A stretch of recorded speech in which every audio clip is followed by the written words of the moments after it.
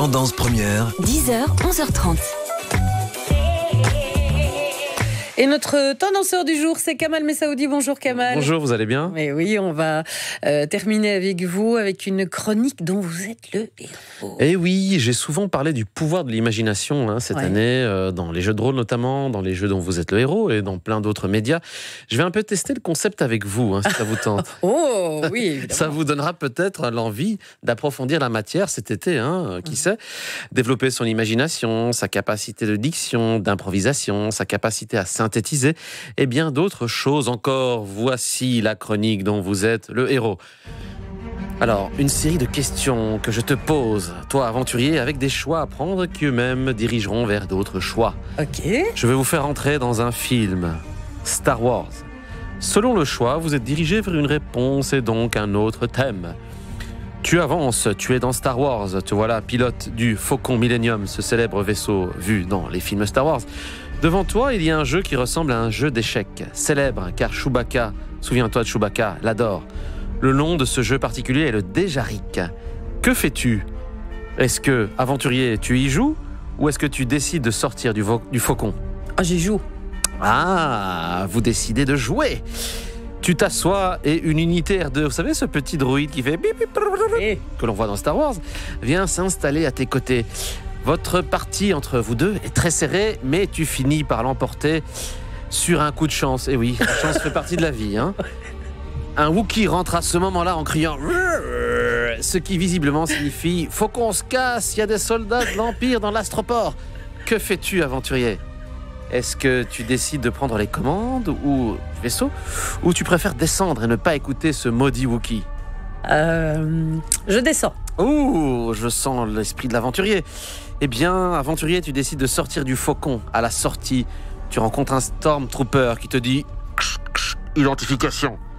Que fais-tu? Est-ce que tu donnes un nom au hasard pour t'identifier ou est-ce que tu dégaines ton blaster et tu tires? Je dégaine mon blaster. Ouh là là là, je sens l'âme pure de l'aventurier. Tu dégaines ton blaster et, tel un cow-boy de l'espace, tu dégaines ton blaster plus vite que ton ombre et tu abats l'un des Stormtroopers de l'Empire. Te voilà débarrassé de ton ennemi.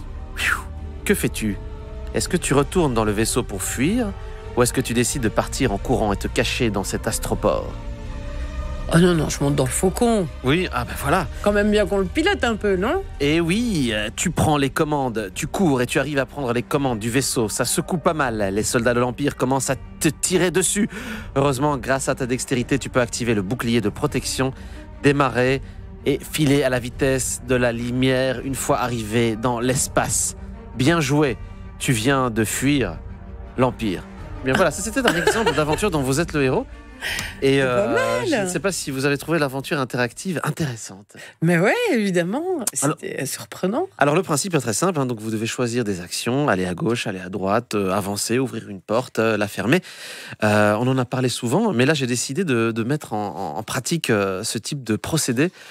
Qui peut être infini, vous le savez, vous pouvez même créer ce type d'aventure chez vous, pour vos enfants, avec des amis.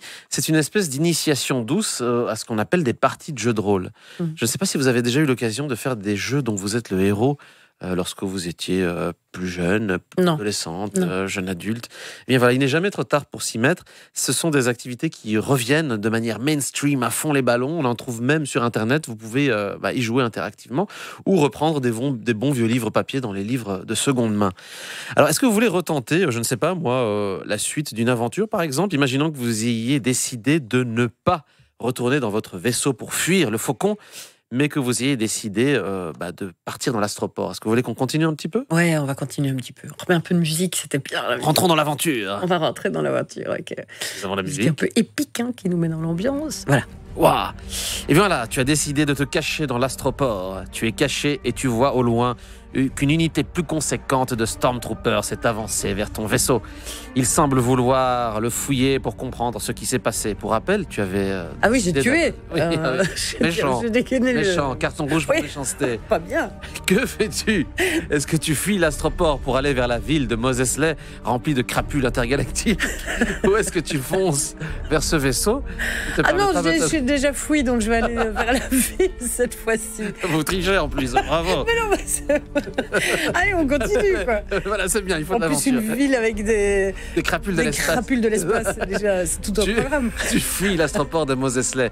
Tu arrives à embarquer dans un land-speeder. Vous voyez, on voit Luke Skywalker monter dans cette espèce de voiture sans roue. Ah oui, qui file à toute vitesse. Ouais. Ces fameuses voitures qui filent donc à la vitesse, non pas de la lumière, mais peut-être du son, grâce à la flottaison de l'engin. Donc j'exagère quand même pas le son. Le vent souffle sur ton visage, le rafraîchissant dans ce désert aride.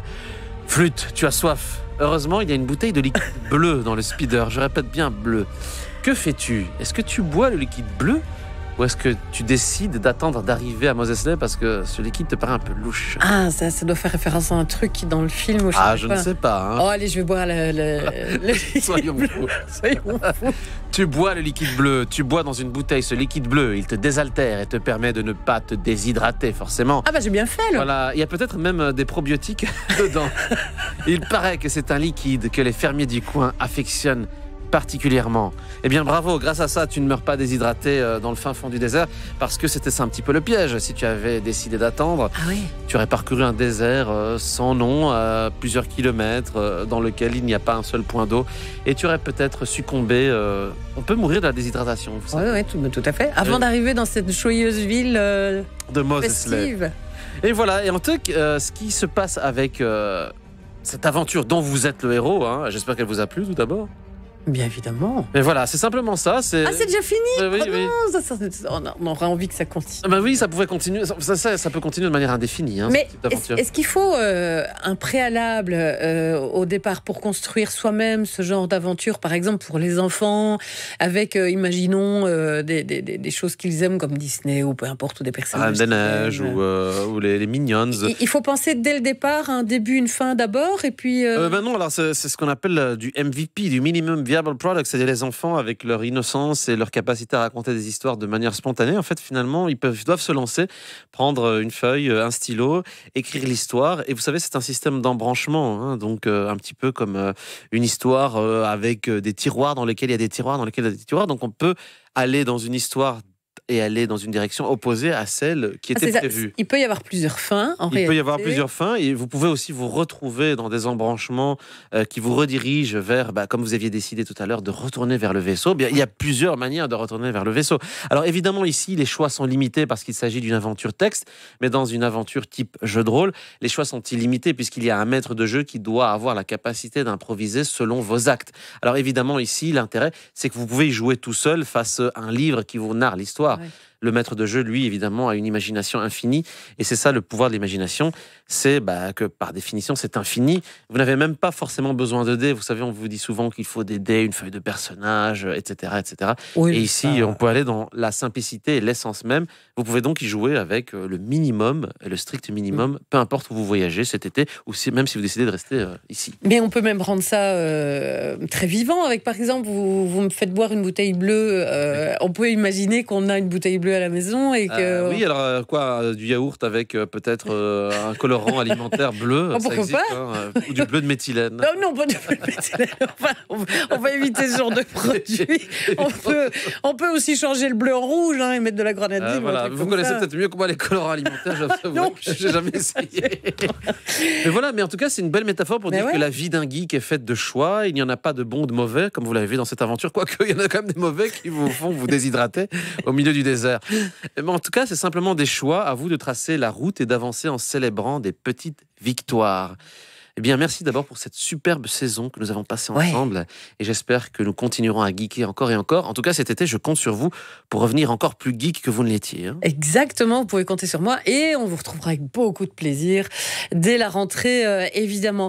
Et on rappelle, pour ceux qui n'ont pas ou qui ont peur de se lancer, sur Internet, effectivement, il y a moyen de trouver... Jeux dont vous êtes le héros en ligne. Et là, vous allez avoir une série d'aventures super. Et ça vous donnera envie d'en faire vous. Et des sites qui vont vous aider à construire aussi des histoires en changeant 2-3 petites choses et ça peut être super sympa effectivement avec les enfants mais avec les adultes aussi, il y a des trucs pour adultes d'ailleurs. Oui, là d'ailleurs il y a des trucs Cthulhu, je pense pas que ce soit pour les enfants, vous pouvez vivre une aventure dans l'univers de Lovecraft, Cthulhu, et c'est plutôt pour les grands. Voilà. Ah oui, il y a des tentacules, tout ça. C'est Ah oui, à déconseiller aux petits. ok, ben on fera gaffe. Hein. Merci beaucoup en tout cas pour cette belle saison avec vous, Kamal. Merci On vous retrouve, comme je le disais, en septembre. Et nous, on va se retrouver dès demain pour une nouvelle édition de ce Tendance Première. On se quitte en musique pour laisser la place à Jérôme Collin, la bagarre dans la discothèque et entrer sans frapper. On se quitte avec Kent Music Non-Stop.